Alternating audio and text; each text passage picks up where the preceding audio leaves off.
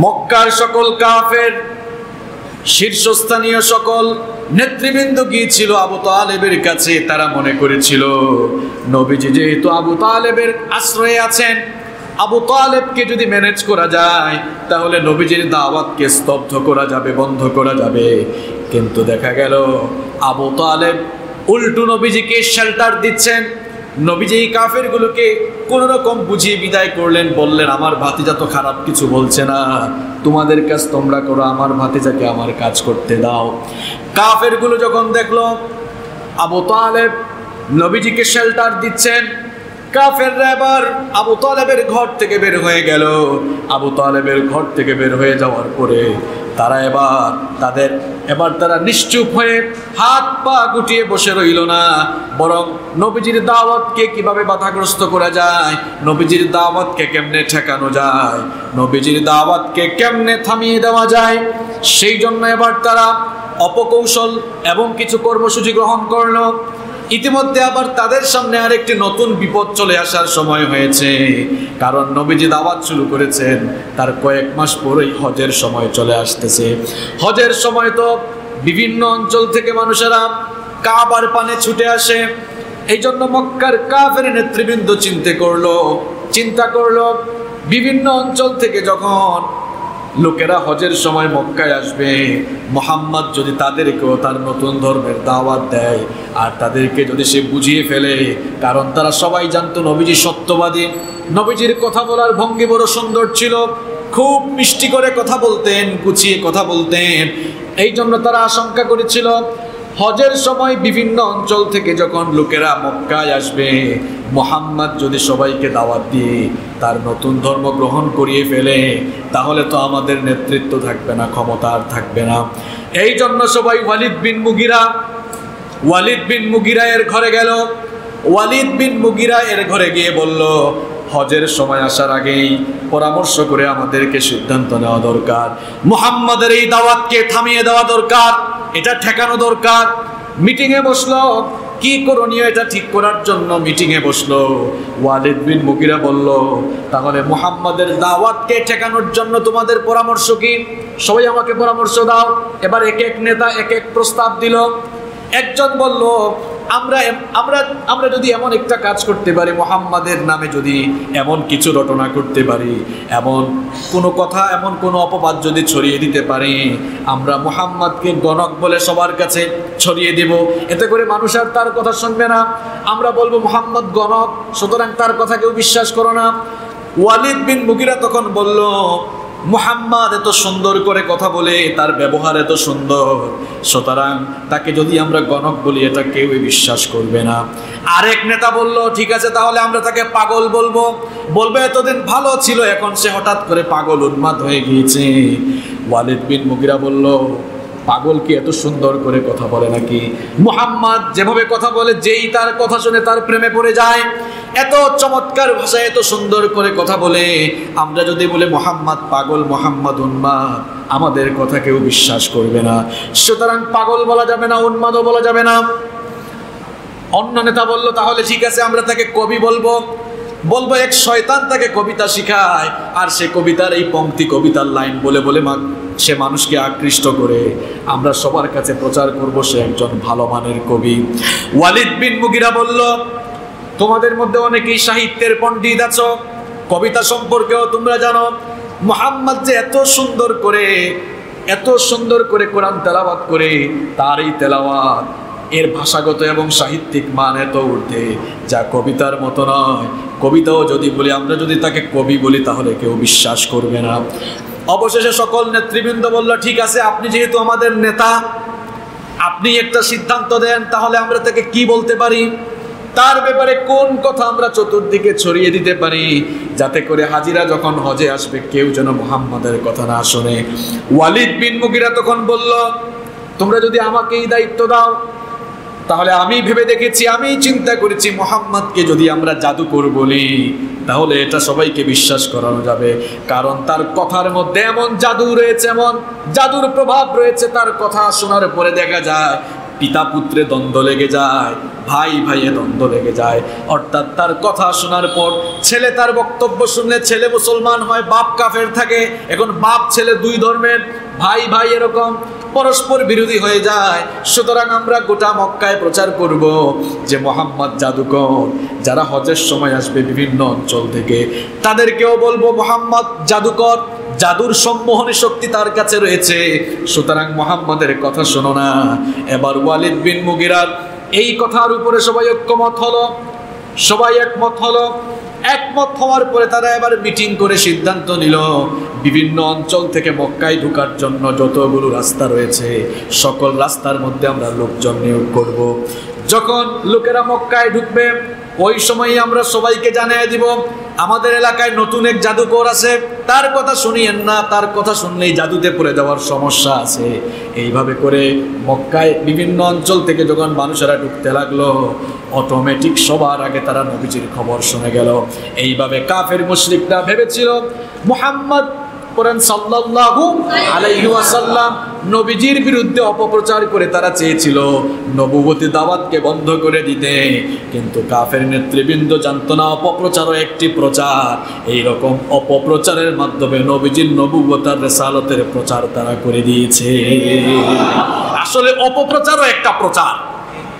কেমনে প্রচার দেখেন, হজের সময় মক্কার বিভিন্ন অঞ্চল থেকে লোকেরা মক্কায় ঢুকতেছে। এরা কি নবীজির নবুয়তের দাওয়াত পেয়েছে? এত মানুষকে নবীজির ব্যক্তিগতভাবে দাওয়াত দিতে গেলে কয়েক বছর সময় লাগতো। এখন কাফেররা এমন কাজ করলো যে নবীজির কয়েক বছরের কাজকে তারা কয়েক মুহূর্তের মধ্যে এই কাজটা সেরে দিল। তাহলে অপপ্রচারও একটা প্রচার হইল কিনা? এখন বিভিন্ন জায়গায় দায়ীদের বিরুদ্ধে অপপ্রচার হয় কি হয় না?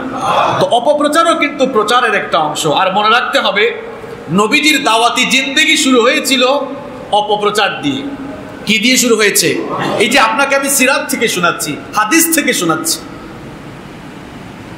ওয়ালিদ বিন মুগিরা এর ঘরে সবাই সিদ্ধান্ত নিল লোকজন তো মক্কায় ঢুকতেছে, এখন মুহাম্মদ যে সুন্দর করে কথা বলে তার কথা যেই শুনবে সে আকৃষ্ট হবে। সুতরাং আমরা আগে থেকেই মুহাম্মদের কাছে লোকজন আসার আগে সবার কাছে প্রচার করব আমাদের এলাকায় নতুন এক পাগল আছে, নতুন এক পাগলের আমদানি হয়েছে, জাদুকর। সে এমনভাবে কথা বলে যে মানুষকে জাদু করে ফেলে, সুতরাং তার কাছে যাইও না, সে তোমাদেরকে জাদু করে ফেলবে। কাফেররা ভেবেছিল এইভাবে করে মানুষদেরকে বারণ করা যাবে যাতে মুহাম্মাদের কাছে কেউ না আসে, কিন্তু তারা বুঝতেই পারলো না যে এর মাধ্যমে তারা নবীজি তিনি যে নতুন এক ধর্মের নতুন এক দিনের দাওয়াত দিচ্ছেন, তিনি যে রিসালাতের দাওয়াত দিচ্ছেন সেটি তারা অপপ্রচারের মাধ্যমে সবার কাছে প্রচার করে দিল। লোকেরা যখন মক্কায় ঢুকলো নবীজি সবার কাছে এবারে কেক করে গেলেন, দাওয়াত দিলেন। নবীজির আপন চাচা আবু লাহাব সবাইকে বলল এটা মিথ্যুক, এই মিথ্যাবাদীর কথা শোনো না। কেউ বলল এটা পাগল, কেউ বললো এটা জাদুকর। আপনাদের এলাকায় কোনো পাগল বা জাদুকর আসলে কেউ যদি বলে 12 কোয়ার্টারে পাগল একটা আসছে, দেখবেন কৌতূহলী যারা এরা বলবে যাই তো পাগল কি বলে একটু দেখে আসে। ওই পাগল কি বলে দেখে আসতে যারাই গিয়েছে তারাই নবীজির চমৎকার কথা শুনে, কোরআনের তেলাওয়াত শুনে তারাই ইসলাম গ্রহণের জন্য পাগল পারা হয়েছে। হজের মৌসুমে দেখা গেল কাফেররা ভালো মতোই ধরা খেল, কারণ চেয়েছিল অপপ্রচারের মাধ্যমে দাওয়াতকে স্তব্ধ করতে, কিন্তু দেখলো এই অপপ্রচারের মাধ্যমে বরং নবীজি তার দাওয়াতি জিন্দেগিতে আরো বেশি সফলতা পেয়েছেন। সুবহানাল্লাহ।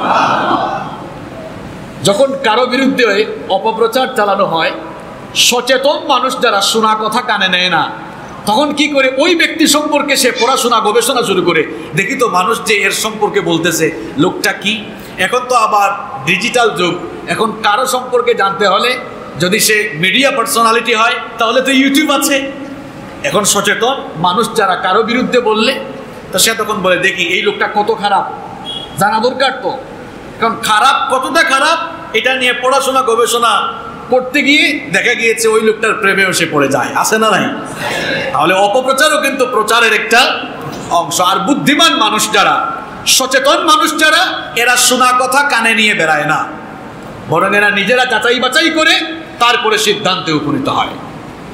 তা কাফেররা দেখলো এই অপপ্রচার করে কোনো লাভ হলো না। এবার তারা চিন্তা করলো বসে থাকলে তো হবে না, মুহাম্মদ যে ধর্মের দাওয়াত শুরু করেছে তা আমরা যদি তাকে এখনই থামিয়ে না দেই তাহলে তার দল ভারী হয়ে যাবে, অর্থাৎ তার দলে ইসলাম গ্রহণকারী লোকদের সংখ্যা দিন দিন বেড়ে যাবে, আমরাও আমাদের নেতৃত্ব আর ক্ষমতা হারিয়ে ফেলতে পারি। এই জন্য সবাই আবারও মিটিংয়ে বসলো।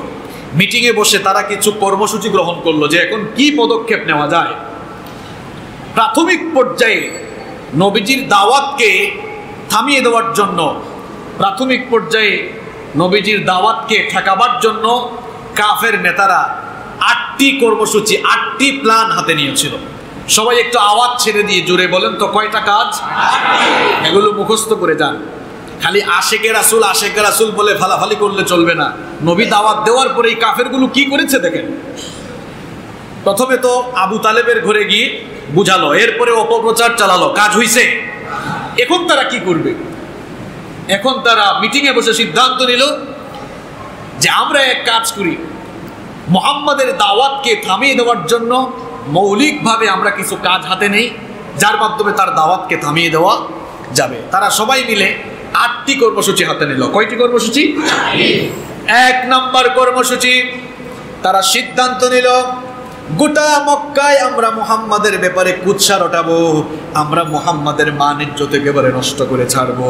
সবার কাছে আমরা এই জিনিসটা বলবো যে মুহাম্মাদ সে কোনো ব্যক্তিত্ববান মানুষ নয়, তার কথার কোনো গ্রহণযোগ্যতা নেই, সে একজন অগ্রহণযোগ্য মানুষ। এই জন্য কাফের নেতৃবৃন্দ একত্রিত হয়ে নবীজিকে গালাগালি শুরু করলো। আমার ভাইরা, সেই কাফেররা দুনিয়া থেকে বিদায় হলেও কাফেরদের উত্তরসূরিরা এখনো দুনিয়ায় আছে। নবুয়তি কাজ সম্পাদনের জন্য যারা এখনো দাওয়াতি কাজ করে, এরাও ওই কাফের মুশরিকদের মতো দাঈ ইলাল্লাহদেরকে অকথ্য ভাষায় গালিগালাজ করে। ওই নামে হয়তো নাই, কিন্তু এদের চরিত্র এখনো ধারণ করে এমন মানুষ পৃথিবীতে আজও আছে। নবীজির চরিত্র হননের জন্য তারা কেমন কটু কথা, কেমন খারাপ খারাপ ভাষা নবীজির শানে ব্যবহার করেছিল শুনে রব্বুল আলামিন ওই কাফের মুশরিকদের কথাগুলো কোরআনে কারিমে তুলে দিয়েছেন।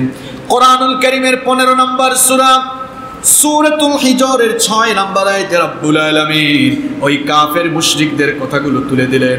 তারা বলতো ওয়াকালু ইয়া আইয়ুহাল্লাযী নুজ্জিলা আলাইহি যিকরু ইন্নাকা লামাজনুন। তারা বলতো, হে ওই ব্যক্তি যার উপরে জিকির তথা কোরআন নাজিল হয়েছে, ইন্নাকা লামাজনুন, তুমি তো একজন পাগল, তুমি একজন উন্মাদ। মক্কার সকল নেতারা, তাদের হাতে তো ক্ষমতা, তারা বলতেছে মুহাম্মদ উন্মাদ, মুহাম্মদ পাগল, সে কোনো গ্রহণযোগ্য ব্যক্তি নয়, কোনো পাগলের প্রলাপ তোমরা শোনো না। এইভাবে তারা নবীজিকে পাগল আর উন্মাদ, একেবারে রাষ্ট্রীয়ভাবে নবীজিকে পাগল বলে ঘোষণা করলো। রাষ্ট্রীয়ভাবে সবাই ঐক্যবদ্ধ হয়ে নবীজিকে পাগল আর উন্মাদ বলে ঘোষণা করলো। তারা আরো কি কি বলেছিল শুনে, কোরআনুল কারীমের 38 নম্বর সূরা সূরাতুস সাদের 4 নম্বরে রব্বুল আলামিন তাদের কথা তুলে দিয়েছেন। ওয়াজিবু আন জাআহুম মুনযিরুম মিনহুম ওয়া ক্বালাল কাফিরুনা হাযা সাহিরুন কাযযাব। আল্লাহ তাআলা বলছেন তারা অবাক হয়ে যেত, বিস্মিত হয়ে যেত, হতবাক হয়ে যেত। তাদের মধ্য থেকে একজনকে সতর্ককারী হিসেবে তাদের জন্য নবী হিসেবে পাঠানো হলো। এই জন্য তারা অবাক হয়ে যেত, বিস্মিত হয়ে তারা বলতো ওয়াকালাল কাফিরুনা হাযা সাহিরুন কাযযাব। তারা বলতো এই লোকটা জাদুকর আর মিথ্যাবাদী ছাড়া কিছুই নয়। কত অপবাদ! খালি নাউজুবিল্লাহ পড়ে গেলে চলবে না, বুঝাও লাগবে। নবীজিকে প্রথমে তারা পাগল বলল, এরপরে সব কাফের একজুট হয়ে বলল মুহাম্মদ জাদুকর, মুহাম্মদ মিথ্যাবাদী, নাউযু বিল্লাহি মিন। এখানেই তারা ক্ষান্ত হলো না, আরো কি বলেছিল শুনেন। কোরআনুল কারীমের 37 নম্বর সূরা সূরাতুস সাফফাতের 36 নম্বর আয়াতে রব্বুল আলামিন তাদের কথা তুলে দিয়েছেন। وَيَقُولُونَ أَإِنَّا لَتَارِكُو آلِهَتِنَا لِشَاعِرٍ مَجْنُونٍ। তারা বলেছিল আমরা কি একজন পাগল কবির কথায় আমাদের উপাস্যদেরকে ত্যাগ করব? সাথে একজন পাগল কবি, ভালো কবি না। নবীজিকে কাফের নেতৃবৃন্দ পাগল কবি বলেছিল, কারণ নবীজির উপরে যে কোরআন নাজিল হয়েছিল এই কোরআনটা বড় ছন্দময়। কোরআনুল কারীমের একটি বৈশিষ্ট্য হলো এই কিতাবটিকে রব্বুল আলামিন ছন্দময় করে নাজিল করেছেন। আপনি কোরআনের যে জায়গা থেকে তেলাওয়াত করবে ছন্দের এক চমৎকার মিল আপনি খুঁজে পাবেন। যেমন কোরআনের সবচেয়ে ছোট সূরাও যদি আপনি পড়েন দেখবেন ছন্দ মিল আছে। সবাই আমার সাথে পড়েন, ইন্না আ'তাইনাকাল কাউসার ফাসাল্লি লিরাব্বিকা ওয়ানহার ইন্না শানিআকা হুয়াল আবতার। অর্থ না বুঝলেও বলেন তো এখানে ছন্দ মিল আছে না? দেখেন, ইন্না আ'তাইনাকাল, প্রত্যেকটা আয়াতের শেষে রা সাকিন। ইন্না আ'তাইনাকাল কাউসার ফাসাল্লি লিরাব্বিকা ইন্না শানিআকা হুয়াল। শুধু এই সূরা, সব সূরা কুল হুয়াল্লাহ বলেন, আল্লাহ লাম ইয়ালিদ ওয়া লাম ইয়াকুল লাহু কুফুয়ান। সুবহানাল্লাহ। কোন সূরাতে যাবেন? আর রহমান আল্লামাল কুরআন খালাকাল ইনসান আল্লামাহুল বায়ান। আল্লাহু আকবার। এই কোরআনুল কারীম এটি পোয়েটিক ফর্ম, ছন্দময় করে আল্লাহ তাআলা নাজিল করেছেন। কোন সূরায় যাবেন? ইদাস সামাউন ফাতারাত ওয়া ইদাল কাওয়াকিবুন তাসারাত ওয়া ইদাল বিহারু ফুজ্জিরাত। কোন সূরায় যাবেন? আলহামদুলিল্লাহি রাব্বিল আলামিন আর রহমানির রহিম মালিকি ইয়াউমিদ্দিন। তো এই যে নবীজির কাছে কোরআন নাজিল করতেন কে? আল্লাহ। এত আস্তে বললেন কেন? কোরআন নাজিল করতেন কে? আল্লাহ। নাজিল করার পরে নবীজি এটা মনে হয় নিজের ভেতরে রাখতেন নাকি দাওয়াত দিতেন? তেলাওয়াত করতেন। এই যে নবীজির কোরআন তেলাওয়াত সবাই শুনতো, কাফেররাও শুনতো। শুনে বলতো যে মুহাম্মদ তো খুব সুন্দর করে ছন্দ মিলিয়ে মিলিয়ে দেখা যাচ্ছে আবৃত্তি করতেছে। মুহাম্মদ আসলে একজন পাগল কবি, তাকে হয়তো কোনো শয়তান শিখায় দেয় আর সে সবগুলো বলে। এই কাফেরগুলো, মুশরিকগুলো কোরআনের বিরোধিতা সবার সামনে করত। আবার কোরআনে আল্লাহ এদের চরিত্র তুলে দিয়েছেন। প্রকাশ্যে এরা কোরআনের বিরোধিতা করত আর গোপনে তারা আবার নিজেরাই কোরআন শোনার জন্য পাগল হয়ে যেত। এত আস্তে সুবহানাল্লাহ বললেন। এই আবু জাহাল, আবু লাহাব, উতবা, শাইবা সারাদিন নবীকে গালিগালাজ করত, সারাদিন কোরআনের বিরুদ্ধে কথা বলতো। কিন্তু রাতের বেলা নবীর কণ্ঠে কোরআন না শুনতে, আবার রাতের বেলা নবীর কণ্ঠে কোরআন না শুনলে তাদের কলিজা ঠান্ডা হতো না। সারাদিন নবীজিকে গালি দিত, সারাদিন তারা কোরআনের বিরুদ্ধে কথা বলতো, কিন্তু রাতের বেলা নিজেরাই কোরআন শোনার জন্য সবার আগে ছুটে যেত। যখন নবীজির কোরআনের দাওয়াতে ধীরে ধীরে করে ইসলাম গ্রহণকারী লোকদের সংখ্যা বাড়তে লাগলো, এই কাফের নেতাগুলো একত্রিত হয়ে বলল, খবরদার, মুহাম্মদ পাগল কবি, তার কথা শোনা যাবে না। সবাই আসো, আমাদের হাত ধরে শপথ করো, কেউ মুহাম্মদের কাছে যাবে না, কেউ কোরআন শুনতে যাবে না। সবাই শপথ করো, সবাই আসো, শপথ করো, মুহাম্মদের কাছে গিয়ে আর কোরআন শুনবা না। এখন শপথ বাক্য যারা পাঠ করাচ্ছে নেতারা মনে মনে ভাবতেছে, ভালোই হয়েছে, তোমাদেরকে এখন শপথ যেহেতু করাচ্ছি তোমরা আর যাওয়ার সুযোগ নাই, আর আমরা যেহেতু করাচ্ছি এখন থেকে আমরা মন ভরে গিয়ে কোরআন শুনতে পারবো। দেখছেন ভিতরে ভিতরে কেমন মুনাফিকি। আবু জাহাল ভাবলো, আজকে যেহেতু সবাইকে শপথ করাইছি, আমি আজকে একা একা গিয়ে মন ভরে মুহাম্মদের কণ্ঠে কোরআন শুনব। আবু লাহাব ওইদিকে ভাবতেছে, যাই হোক, যেহেতু সবাই আজকে শপথ করতেছে, আজকে আমি একা যাব। আর ওইদিকে উতবা বলতেছে, আজকে তো আমি একা গিয়ে মজা করে শুনবো। সাইবাও বলতেছে, আমি শুনবো। এখন রাতের বেলা দেখা গেল নবীজির ঘরের এক কোনায় আবু জাহাল, আরেক কোনায় উতবা, আরেক কোনায় সাইবা। ফজরের আগে যখন সবাই চলে যাচ্ছে কোরআন শুনে, এখন একজনের সাথে আরেকজনের আবু জাহাল উতবা, আবার আবু জাহাল উতবাকে বললো, কি ব্যাপার উতবা, তুমি এখানে কি? উতবা বললো, আমারই তো একই প্রশ্ন, তুমি এখানে কি? এবার সাইবাকে দেখলো, সাইবা বললো, কি ব্যাপার, আপনারা এখানে কি? তারা বললো, কি ব্যাপার সাইবা, তুমি এখানে কি? রব্বুল আলামিন এদের চরিত্র কোরআনে তুলে দিয়েছেন।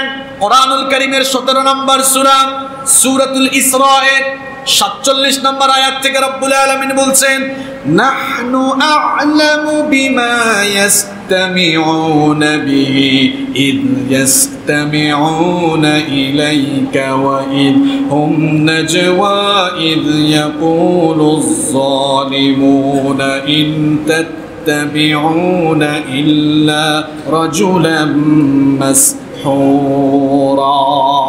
আল্লাহ তাআলা বলছেন, নবী তারা যে আপনার তেলাওয়াত শোনার জন্য কান পাতে, তারা কেন কান পাতে তা আপনি না জানলেও আমি জানি।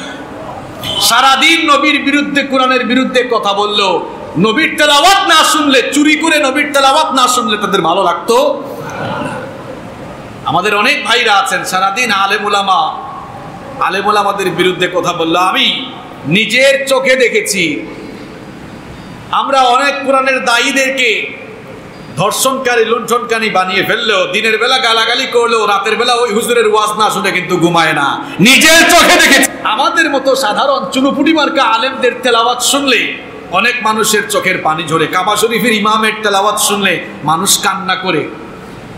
তো পৃথিবীর আলেমদের তেলাওয়াত শুনলে যদি আপনার অন্তরে এত গলে যায়, যদি চোখে পানি আসে, যার উপরে কোরআন নাযিল হয়েছে তার জবানের তেলাওয়াত, আহা এটা কত চমৎকার ছিল, এটা তো আমরা বলতে পারবো না। নবীজির উপর নাযিল হয়েছে কোরআন, আর নবীজির নিজের জবানে পড়ছেন, তাহলে সেই তেলাওয়াত কত চমৎকার হবে। তো কাফেররা যে চুরি করে গিয়ে শুনবে না, কেন শুনবে না আমাকে বলেন। মক্কা শরীফের ইমাম, কাবা শরীফের ইমাম, মসজিদে নববীর ইমামের তেলাওয়াত শুনলে আপনি পাগল হয়ে যান, আপনি কাঁদতে কাঁদতে অস্থির হয়ে যান। আর নবীজির উপর কোরআন নাযিল হয়েছে, জিবরিল তাকে শুনায়, জিবরিল তাকে তেলাওয়াত করে শুনিয়েছেন, এরপরে নবীজি তেলাওয়াত করেছেন। নবীজির পবিত্র জবান দিয়ে যে আয়াতগুলো তেলাওয়াত হয়েছে সেগুলো যারা শুনেছে না জানি তারা কত সৌভাগ্যবান। তো এরা শুনবে না কেন? সারাদিন বিরোধিতা করলো, রাতের বেলা তারা গিয়ে কি শুনতো? এখন যখন একজনের সাথে আরেকজনের দেখা, কি আর করবে, এখানে একটা সিদ্ধান্ত তো আসা লাগবে। তখন তারা বলল যে শোনো, আসলে এই লোকটা জাদুকর ছাড়া আর কিছু না। দেখছো আমাদেরকে কেমনে জাদু করছে, জাদু করে একদম ঘর থেকে বের করে তার ঘরের পাশে নিয়ে আসছে। তা বললো চলো আমরা আর আসবো না, আমরা মুহাম্মদকে আরো কেমনে ঠেকানো যায় এ ব্যাপারে আমরা সিদ্ধান্ত নিব, এজন্য আমরা কাজ করব, সবাই ঐক্যবদ্ধ হয়। রব্বুল আলামিন তার হাবিবকে এবার আয়াত নাজিল করে সান্ত্বনা দিলেন। নবীজির জবানে তেলাওয়াত শোনার পরেও তারা নবীজিকে পাগল কবি বলল, নবীজির মন যেন খারাপ হয়ে না যায়, নবীজি যেন ফ্রাস্ট্রেট হয়ে না যান। এই জন্য রব্বুল আলামিন নবীজিকে জানিয়ে দিলেন কোরআনুল কারীমের 6 নম্বর সূরা, সূরাতুল আনআমের 33 নম্বর আয়াত, قد نعلم إنه ليحزنك الذي يقولون فإنهم لا يكذبونك ولكن الظالمين بآيات الله يجحدون। আল্লাহ তাআলা বললেন, নবী গো, আপনাকে তারা যে কথা বলে কষ্ট দেয় সেটা তো আমি জানি, তাদের কথায় যে আপনার কষ্ট হয়, তারা যে আপনাকে অশ্লীল ভাষায় গালিগালাজ করে আপনি যে কষ্ট পান সেটা তো আমি জানি, সেটা আমি বুঝি। কিন্তু আমি আপনাকে বলতে চাই, তারা তো আপনাকে অস্বীকার করে না, তারা আপনাকে গালিগালাজ করলেও মনে মনে সবাই জানে আপনি যে আল্লাহর নবী, কারণ তারা তো আপনাকে 40 বছর কাছ থেকে দেখেছে। মূলত তারা আপনার বিরোধিতা করছে না, মূলত তারা আমি আল্লাহর আয়াত সমূহকে অস্বীকার করছে, কারণ আমি আল্লাহর আইন মেনে নিলেই তারা তাদের সমস্ত অবৈধ কাজ বাদ দেওয়া লাগবে। এখন অনেকে বলে, যেমন আমরা বিভিন্ন জায়গায় গেলে বলে, হুজুর কোরআন থেকে ওয়াজ করিয়েন, কোরআন থেকে ওয়াজ করলে তোমার কাপড় চোপড় ঠিক থাকবে। হ্যাঁ, কোরআন কি সুদের পক্ষে না বিপক্ষে? কোরআন কি জুলুমের পক্ষে না বিপক্ষে? কোরআন কি যৌতুকের পক্ষে না বিপক্ষে? ঘুষের পক্ষে না বিপক্ষে? সুদের পক্ষে না বিপক্ষে? তো কোরআনের আয়াত বললেই তো অবস্থা খারাপ হবে। তার চেয়ে বলে দেন, হুজুর যা পারেন কিচ্ছা কাহিনী বলেন, কোরআন বলিয়েন না, কোরআন বললেই তো অসুবিধা। তো নবীজি বললেন, আল্লাহ তাআলা নবীকে বললেন, নবী গো, এরা আপনার বিরোধিতা করছে না, মূলত আমার আয়াতগুলোর বিরোধিতা করছে, কারণ এগুলো মেনে নিলেই তো তাদের সমস্ত অন্যায় বন্ধ করা। নবীজির দাওয়াত ঠেকাবার জন্য কাফেররা কয়টা কর্মসূচি হাতে নিয়েছিল? এগুলো আজকে মুখস্থ করা লাগবে। কিন্তু 1 নম্বর, নবীজির বিরুদ্ধে তারা অপবাদ রটিয়েছিল। তাইলে 1 নম্বর পয়েন্ট কি? নবীজির বিরুদ্ধে তারা অপবাদ রটিয়েছিল। অপবাদ রটানোর পর আল্লাহ আয়াত নাজিল করে নবীজিকে সান্ত্বনা দিয়েছেন। এরপরে দেখেন, নবীজির দাওয়াত ঠেকাবার জন্য মানুষ যেন কোরআন না শুনে, কারণ কোরআন শুনলেই তো মানুষের দিল নরম করে দেন কে? কোরআনের আকর্ষণে আকর্ষিত হয়ে ইসলাম কবুল করে ফেলে। এই জন্য নবীজির জবানের তেলাওয়াত যেন মানুষ না শুনে, এখন বিকল্প ব্যবস্থা তো গ্রহণ করা দরকার। এজন্য কাফেররা মিটিং করে সিদ্ধান্ত নিল মক্কার অলিতে গলিতে এখন থেকে নাচ গানের কনসার্ট হবে। এখন মনে হয় নাচ গানের কনসার্ট আর পৃথিবীতে নাই। কাফেরদের কিছু চেলাপেলা আছে তো এখনো ওই আদর্শ লালন করে ওই কর্মসূচি এখনো বাস্তবায়িত করছে, আছে না নাই? এগুলো আমি তো আপনাদেরকে বানিয়ে বলছি না। নবীজির জবান থেকে কোরআনের তেলাওয়াত শুনে মানুষ যেন কোরআনমুখী হয়ে না যায়, এই জন্য তারা এবার কর্মসূচি হাতে নিল। মক্কার অলিতে গলিতে তারা নাচ গানের আসর জমালো। নাচ গান, বিভিন্ন কনসার্টের অনুষ্ঠান আয়োজন করলো। কুরাইশদের একজন অন্যতম নেতা, কুরাইশদের একজন অন্যতম নেতা এবং অত্যন্ত বড় মাপের ব্যবসায়ী ছিলেন নজর বিন হারিস। তিনি তৎকালীন সমৃদ্ধ শহর ইরাকের হীরা নগরীতে চলে যান। ইরাকের হীরা নগরীতে চলে যান এবং সেখান থেকে তিনি পারস্যের প্রাচীন রাজা বাদশাদের কাহিনী শিখে আসেন। এবং আপনারা জানেন রুস্তুম নামে একজন বড় পাহলওয়ান ছিলেন। রুস্তুম ইসফেন্দিয়ারের বীরত্বের কাহিনী শিখে এসে তিনি এবার মক্কার বিভিন্ন স্থানে গল্পের আসর জমালেন। মক্কার বিভিন্ন স্থানে গল্পের আসর জমিয়ে মানুষদেরকে বললেন, তোমরা মুহাম্মদের গল্প শোনো না, আমার গল্প শোনো, আমি মুহাম্মদের চাইতে আরো ভালো গল্প বলতে জানি। কিন্তু দেখা গেল এই লোকটা অর্থাৎ নজর বিন হারিস, তার এই কিচ্ছা কাহিনী, তার এই গল্প গুজব কেউ শোনে। এখন তারা বলল, যেহেতু গল্প গুজব আমাদের এগুলা কেউ শুনতেছে না, মুহাম্মদের দাওয়াতকে তো ঠেকানো লাগবে। এই জন্য তারা এবার কিছু সুন্দরী নারীদেরকে ক্রয় করলো। তখন তো দাসী ক্রয় বিক্রয় হতো। কিছু সুন্দরী মেয়েদেরকে কিনে এরপরে এদেরকে দিয়ে মক্কার অলিতে গলিতে এবার নাচের অনুষ্ঠানের আয়োজন করলো। দেখেন এখনো পৃথিবীর বহু জায়গায় কোরআনের আলোচনার জন্য, কোরআনের আলোচনাকে ঠেকাবার জন্য কত কিছু মানুষজন কত হাঁটাহাঁটি করে। আমরা তো দেশের বিভিন্ন জায়গায় যাই, হাঁটতে হাঁটতে পায়ের তোলা মানুষের তামা হয়ে যাচ্ছে একেবারে। এর কাছে যাইতে হয়, ওর কাছে যাইতে হয়, কিন্তু নাচ গানের আয়োজনের জন্য কিন্তু তার কাছে অত যাওয়া লাগে না। এই যে কোরআনের আলোচনা ঠেকাবার জন্য মানুষের কর্মসূচি, এগুলো যেই যুগে কোরআন নাজিল হয়েছে ওই যুগ থেকেই এর ধারাবাহিকতা শুরু হয়েছে। এটা নতুন কোনো বিষয় নয়। সুন্দরী মেয়েদেরকে ক্রয় করে এবার মক্কার অলিতে গলিতে নাচের আয়োজন করা হলো। নৃত্যানুষ্ঠান আছে না, নৃত্যানুষ্ঠান হলো। এরপরেও দেখা গেল মানুষ নাচের অনুষ্ঠানের দিকে আকর্ষিত হয় না, কারণ নবীজির জবান থেকে তেলাওয়াত যারাই শুনে তারা কোরআনের প্রতি আকর্ষিত হয়ে যায়, কোরআনের জন্য পাগল পড়া হয়ে যায়। শেষমেশ কাফেররা এবার আরো মারাত্মক কাজ শুরু করলো। ঈমান যারা আনতো তাদের পেছনে মেয়েদেরকে লেলিয়ে দিত, এদেরকে টাকা দিত, মেয়েদেরকে পয়সা দিত, বলতো এদের চরিত্র হননের কাজে তোমরা লেগে যাও। তারপরেও কাজ হয়েছে নাকি বলেন? কোরআনের জন্য এত পাগল পাড়া হয়েছে। নবীর জবানে যারাই কোরআন শুনেছে কোরআনের জন্য তারা পাগল পাড়া হয়েছে। আর এইদিকে কোরআনের দাওয়াত বন্ধ করার জন্য কাফের মুশরিকগুলো নাচ গান এবং সুন্দরী দাসীদেরকে খরিদ করে ইমানদারদের পেছনে লেলিয়ে দিয়েছে। কিন্তু ইমানদারদের অন্তরে কোরআন তারা এমনভাবে গেঁথেছে, কোরআনের আকর্ষণ এমনভাবে তাদের অন্তরে ছিল যে মেয়েদের আকর্ষণ তাদের অন্তরে আর লাগে নাই, বরং কোরআনের প্রতি আকর্ষণ তাদেরকে আকৃষ্ট করেছিল।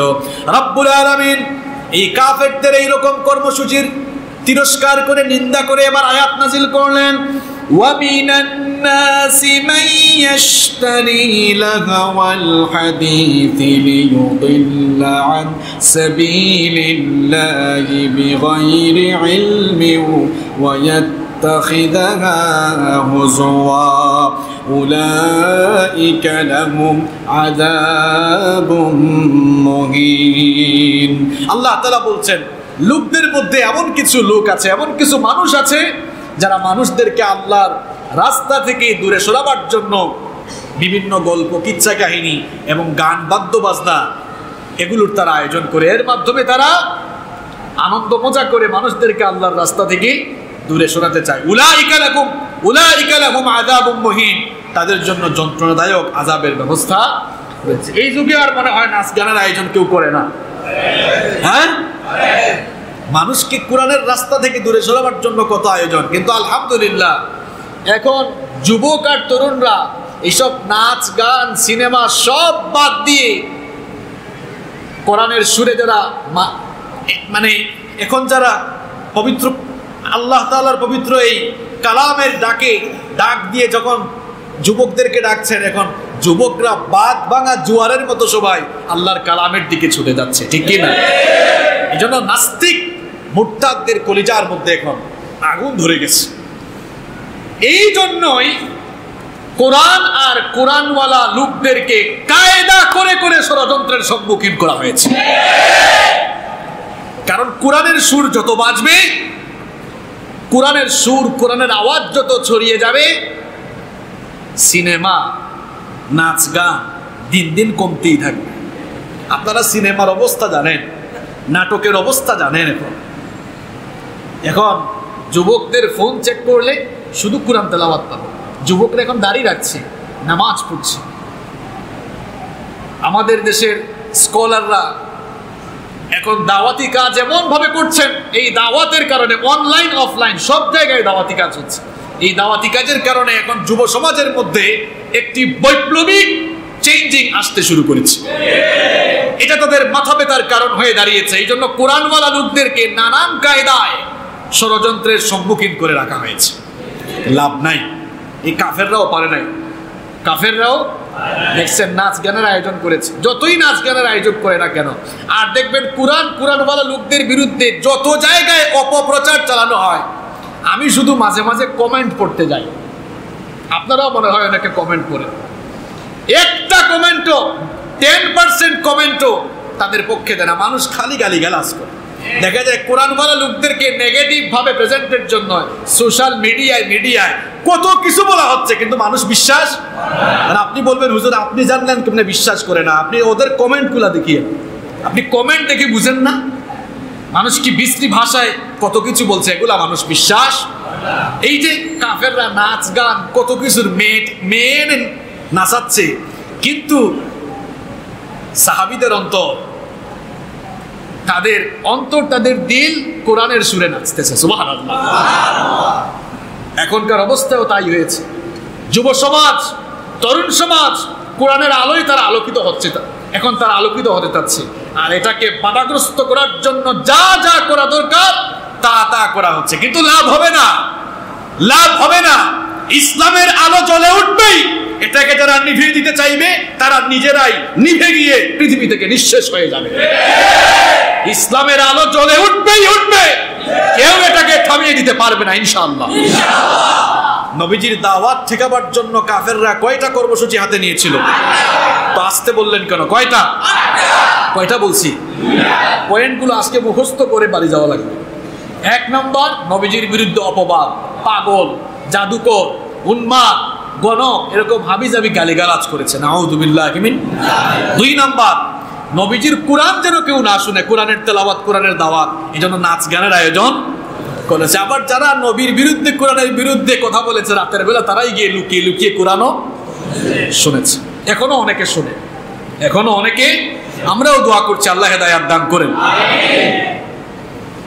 নাম্বার 3, নবীজির দাওয়াতকে ঠেকাবার জন্য এখন তারা দেখলো কোরআনের বিরুদ্ধে বললাম, এত নাচ গান, এত টাকা পয়সা খরচ করে এত নাচ গানের আয়োজন করলাম, তাও তো দেখি মানুষ মুহাম্মাদের জবান থেকে আল্লাহর কালামের তেলাওয়াত শোনার জন্য পাগল হয়ে যাচ্ছে। মানুষদেরকে ফেরানো দরকার। এখন তারা বিভিন্ন কুযুক্তির আশ্রয় নিল। তারা এবার মানুষকে বলল, দেখো তোমরা যে মুহাম্মাদের কথা শুনতেছো, সে যে বলছে সে আল্লাহর নবী, কেন তোমরা তার পিছে পিছে দৌড়াচ্ছ? সে কি আসলেই নবী? কারণ আল্লাহ যদি নবী বানাইতেন তাহলে তো আমাদের মতো কোনো মানুষকে নবী বানাতেন না। দেখো না, মুহাম্মদ খাওয়া দাওয়া করে, পেশাব পায়খানা হয়, আমরা বাজার ঘাটে যাই, বাজার করি, মুহাম্মদও বাজারে। কি বানিয়ে বলছি এটা? এদের কথা আল্লাহ কোরআনে তুলে দিয়েছেন। কোরআনুল কারীমের 25 নম্বর সূরাতুল ফুরকানের 7 নম্বর আয়াত। তারা বলতো, ওয়াকালু মা লিহাদার রাসূলি يأكل الطعام ويمشي في الأسواق لولا أنزل إليه ملك فيكون معه نذيرا তারা বলল এটা কেমন রাসূল আমাদের মতো খাওয়া দাওয়া করে আমাদের মতোই বাজার ঘাটে যায় এখন আমাদের অনেক মুসলমানদের আকীদাও খারাপ হয়ে গিয়েছে আমরা নবীকে মানুষই মানতে চাই না কি আছে মানুষই মানতে চায় না বলে নবী আমাদের মতো না আরে ভাই নবী তো আমাদের মতো না এটা আমরাও জানি পৃথিবীর কোন নবীরা আমাদের মতো সাধারণ মানুষ না নবীরা অসাধারণ মানুষ কারণ তাদেরকে কন্ট্রোল করেছেন কে আল্লাহ তারা মাসুম নবী রাসূলদের ধারে কাছেও সাধারণ মানুষ যেতে পারবে ওনারা তো মাসুম ওনাদের জীবনে কোনো গুনাহ নাই জন্ম থেকে নিয়ে ওফাত পর্যন্ত তারা মাসুম কিন্তু আপনি তো নবীকে আপনি তো মানুষই মনে করতে চান না অনেকে বলে না নবীদেরকে যারা আমাদের মতো মানুষ বলবে এরা ওয়াহাবি আর তারা আসল মুসলমান কারণ তারা বলতেছে নবী নূরের তৈরি বললে নবীকে কি সম্মান করা হয় নবী নূরের তৈরি নয় নবী নিজেই নূর নূরের চেয়েও নবীর মর্যাদা আরো উপরে নূরের তৈরি মানে নূর থেকে নবী পয়দা হয়েছে তাহলে নূর বড় না নবী বড়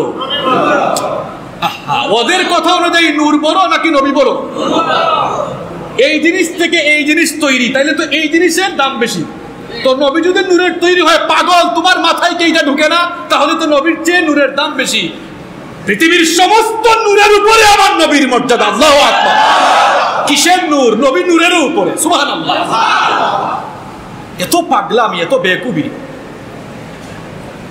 নবীজিকে মানুষই তারা মনে করতে চায় না ফেরেশতার মর্যাদা বেশি না মানুষের মর্যাদা বেশি মানুষের মর্যাদা বেশি বলে ফেরেশতা মানুষকে সাজদা দিয়েছে তবে হ্যাঁ ভুল বুঝতে চলবে না নবীরা আবার আমাদের মতো মানুষ না ইন্নামা আনা বাশারুম মিসলুকুম এটা বলার পরে বলা হয়েছে পার্থক্য মিয়া তোমার আমার মতো সাতামা জামার কাপ মানুষের কাছে আল্লাহর কাছ থেকে ওহী আসে না বরং নবীদের কাছে ওহী আসে কার পক্ষ থেকে আল্লাহ এজন্য নবীরা হচ্ছেন আল্লাহর সবচেয়ে নৈকট্যশীল এবং আল্লাহর পরেই তাদের মর্যাদা এত সহজ একটা কথা এত বেজাল লাগায় রাখছে এই যে এখন মাহফিল শুরু হয়েছে তাদের বিষয়ই 3টা বা 4টা এই 3-4টা এমন বিষয় যেগুলা মানুষের কিলাকিলি আর ফিতনা বাড়ে ওইদিকে নামাজ নাই মা বাপের খেদমত নাই এই সব ওয়াজের বিষয় না শুধু মানুষকে কেমনে ফিতনা লাগায় রাখানো যায় এই ধান্দায় এরা আছে কথা কি ভুল বলেছি নাকি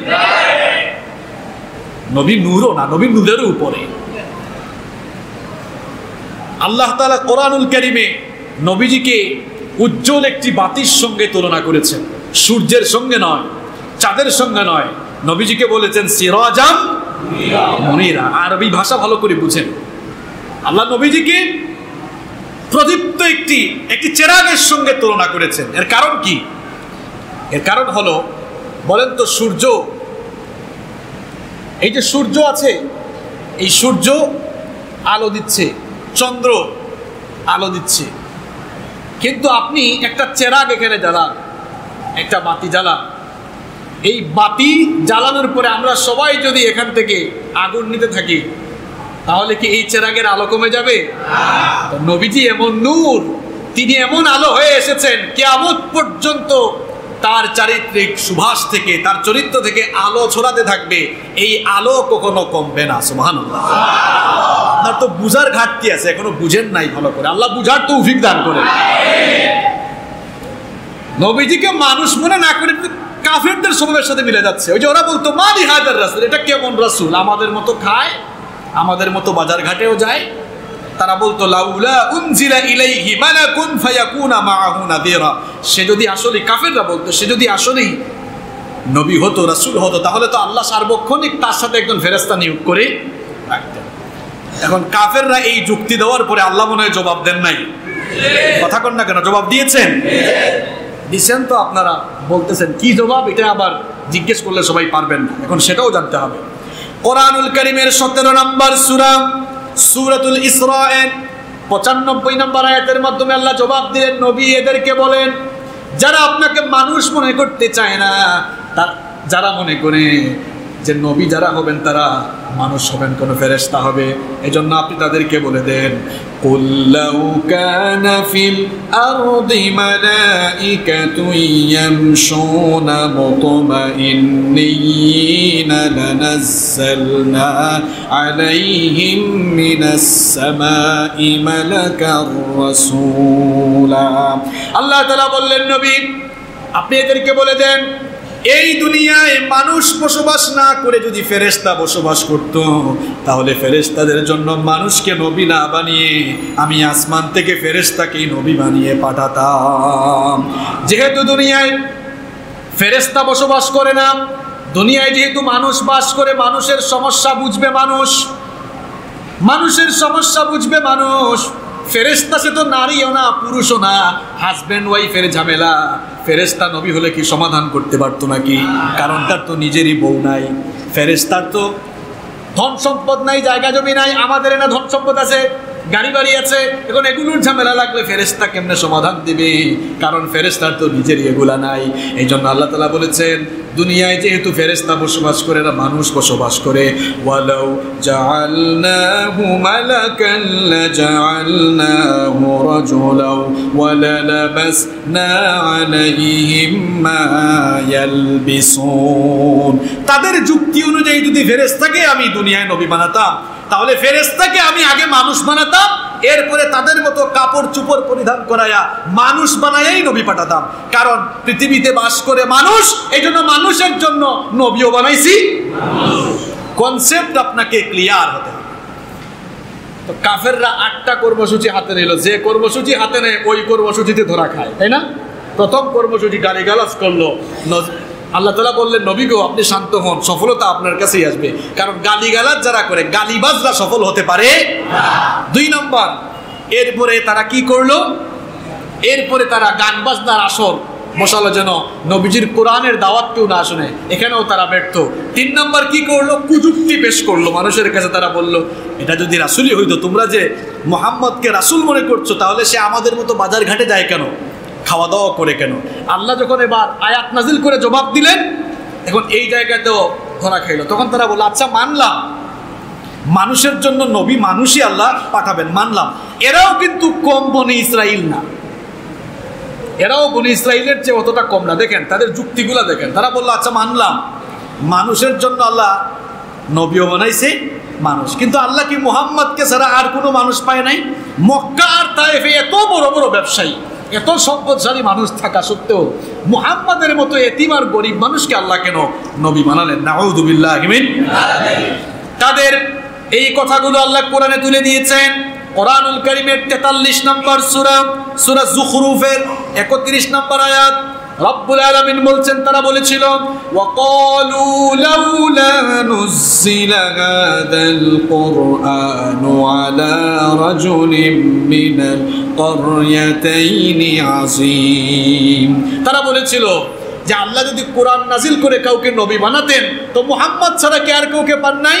মিনাল ক্বরয়াতাইনি আযীম, এই 2 মহান শহর অর্থাৎ মক্কা আর তায়েফে তো অনেক বড় বড় ব্যবসায়ী সম্পদশালী মানুষ আছে, এদেরকে বাদ দিয়ে তিনি কেন মুহাম্মদকে নবী বানালেন? আল্লাহ এবার পরের আয়াতেই জবাব দিয়ে আয়াত নাজিল করলেন, বললেন আহুম ইয়াকসিমুনা রাহমাত রাব্বিক, তারা কি আমার রহমত বন্টন করার দায়িত্ব নিয়েছে নাকি?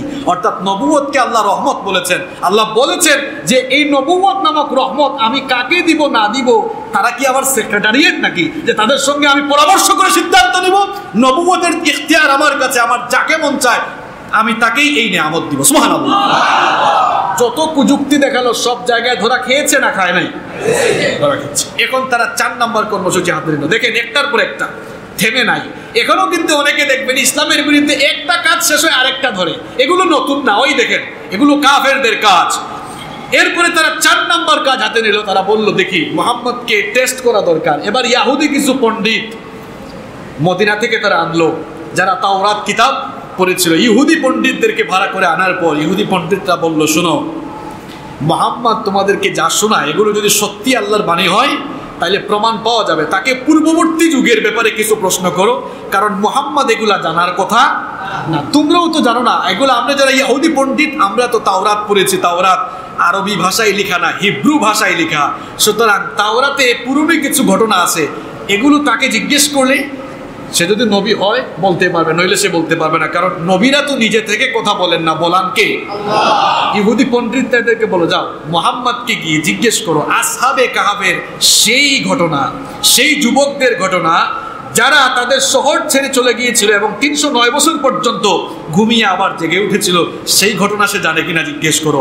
বললো তাকে গিয়ে জুলকারনাইনের ঘটনা জিজ্ঞেস করো, বলতে পারি কিনা। এগুলো তো অনেক আগের ঘটনা, কিন্তু নবীজির কাছে প্রশ্ন করার পর আল্লাহ আয়াত নাজিল করে নবীজিকে জানিয়ে দিয়েছেন। সুবহানাল্লাহ।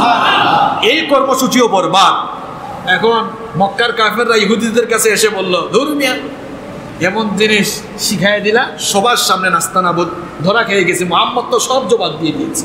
ইহুদিরা বলল, ঠিক আছে, সে মনে হয় অনেক বড় মাপের জাদুকর হইতে পারে, তোমরা আবার যাও, এত কিছু জানে কেমনি, তাকে গিয়ে জিজ্ঞেস করো শামে বসবাসকারী কোন নবীর ছেলেকে মিশর থেকে তার ভাইরা বের করে দিয়েছিল এবং তার ওই ছেলের জন্য কাঁদতে কাঁদতে কোন নবীর চোখ অন্ধ হয়ে গিয়েছিল। কুরআন নাজিল হওয়ার আগে এই ঘটনা কেউ জানতো? এরা এই প্রশ্ন করলো, আল্লাহ তাআলা নবীকে বললেন, নবীকে চিন্তা করো না, পুরা ঘটনা আমি একটা সূরা আকারে নাজিল করে দিচ্ছি। সূরা ইউসুফ নাজিল হলো। আবার ধরা খেয়েছে না খায় নাই? ইহুদি পণ্ডিতদের কাছে মক্কার কাফেররা এসে বলল, ধর্মিয়া বারবার এক একটা শিখাও, আর গিয়েই খালি ধরা খায়। ইহুদিরা বলল, ঠিক আছে, আরেকটা কাজ হাতে নাও, এবার 6 নম্বর কর্মসূচি হাতে নিল। ইহুদিরা বলল, শোনো, জমিনের জাদু আকাশে চলে না, জমিনের জাদু আকাশে চলে না। তাকে গিয়ে বললো, সে যদি সত্যি নবী হয়ে থাকে তাহলে আকাশের চাঁদ যেন সে 2 ভাগ করে। সোজা কথা এটা। এবার কাফের নেতারা গিয়ে বলল, মুহাম্মদ তুমি যে নবী, এটা আমরা কেমনে বিশ্বাস করব? আকাশের চাঁদ যদি 2 ভাগ করতে পারো তাহলেই আমরা বুঝবো তুমি নবী। নবীজি এবার চুপ হয়ে গেলেন। আল্লাহ তাআলা বললেন, নবী গো, চুপচাপ হওয়ার কোনো কারণ নাই, ঘটনা ঘটাবো আমি, ইশারা মারবেন আপনি, আপনি শুধু আপনার এই শাহাদাত আঙ্গুলে দিয়ে ইশারা করেন, দেখবেন আমার হুকুমে আকাশের চাঁদ 2 ভাগ হবে। চাঁদ 2 ভাগ হলো এবং এটা সায়েন্টিফিক ভাবে এখন প্রমাণিত। নীল আর্মস্ট্রং, মাইকেল কলিন্স আর এডউইন অলড্রিন এরা যখন চাঁদে ভ্রমণে গিয়েছিল, তারাই পৃথিবীতে এসে জানিয়েছে আসলেই চাঁদে ফাটল।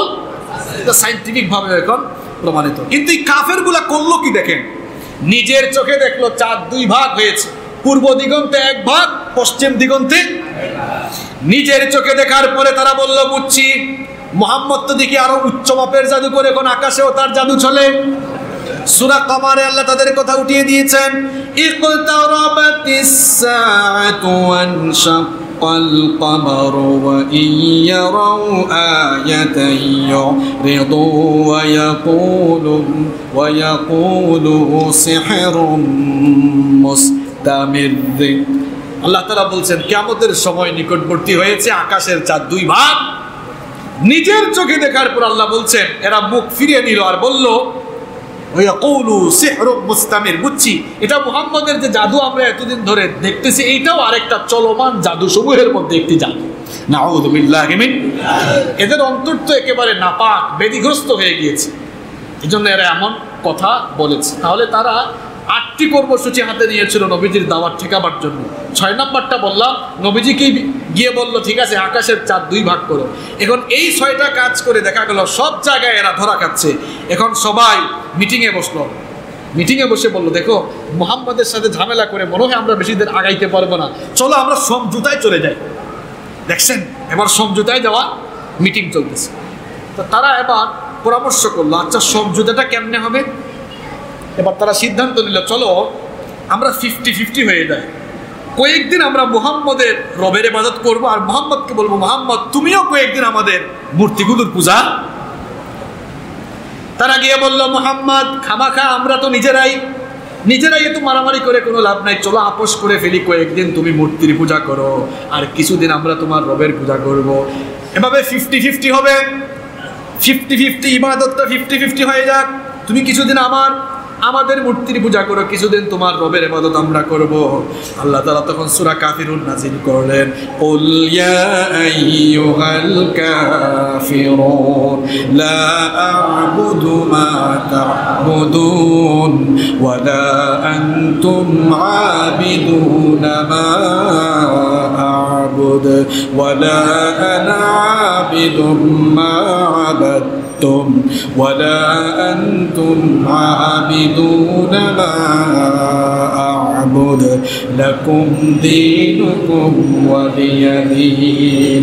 আল্লাহ তাআলা বললেন, কুল, নবী আপনি বলুন, ইয়া আইয়ুহাল কাফিরুন, হে কাফিরের গোষ্ঠী, লা আ'বুদু মা তা'বুদুন, তোমরা যার ইবাদত করো আমি তার ইবাদত করি না।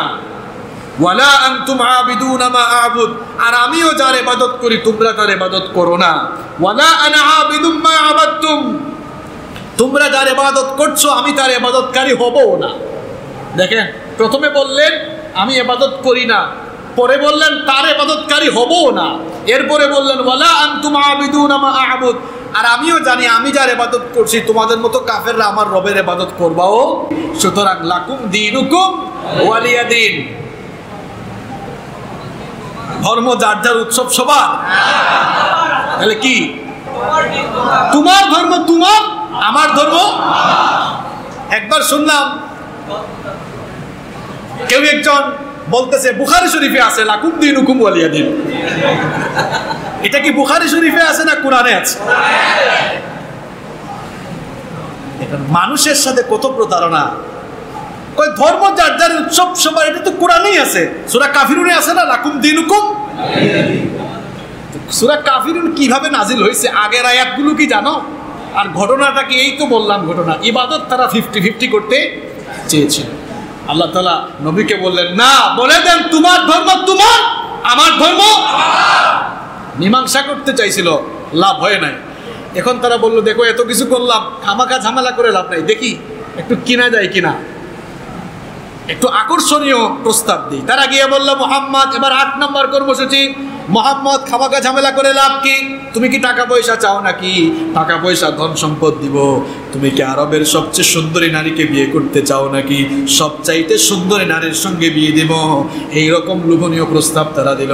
নবীজি কি প্রস্তাবগুলো গ্রহণ করেছেন নাকি? নবী স্পষ্টভাবে জানিয়ে দিলেন, কাফেরের গোষ্ঠী শুনে রাখো, এই যে লোভনীয় প্রস্তাবগুলো দিয়েছে এগুলোই শুধু নয়, আকাশের সূর্য ডান হাতে আর আকাশের চাঁদ যদি বাম হাতে এনে দাও, আমি যে দাওয়াত শুরু করেছি এই দাওয়াত থেকে আমাকে কেউ থামাতে পারবে না। তাহলে আজকের জুমায় নবীজির দাওয়াত ঠেকাবার জন্য কাফেররা কয়টা কাজ করেছিল? 8টা কাজ। কোরআন, সুন্নাহ আর নির্ভরযোগ্য সিরাতের গ্রন্থ থেকে শোনালাম। এই 8টা কাজ করে যখন হইল না, এরপরে কি শুরু হয়েছে? নির্যাতন। দাওয়াত কি এত সোজা? দেখেন নবীজি দাওয়াত দেওয়ার পর কি হইল, আমি ছাড়বো না, সব বিস্তারিত বলবো একেবারে। ভালো করে নবীর জীবনী আপনার জানা লাগবে। গত জুমায় বললাম ওহী নাজিল হলো, দাওয়াতের সূচনা কেমনে হলো। আজকের জুমায় বললাম দাওয়াত ঠেকাবার জন্য কাফেররা কয়টা কাজ করলো। আগামী জুমায় শুরু হবে। কাজ যখন হলো না, এত প্রস্তাব দেওয়ার পরেও কাজ হলো না, এবার কি শুরু হলো? স্বয়ং নবীজির উপরে তারা নির্যাতন শুরু করেছিল। কেমন ভয়াবহ নির্যাতন শুরু হয়েছিল, আগামী জুমায় আমরা সেগুলো নিয়ে আলোচনা করব ইনশাআল্লাহ। আলোর পথে 24, 24 ঘন্টা শুধু ইসলাম প্রচার।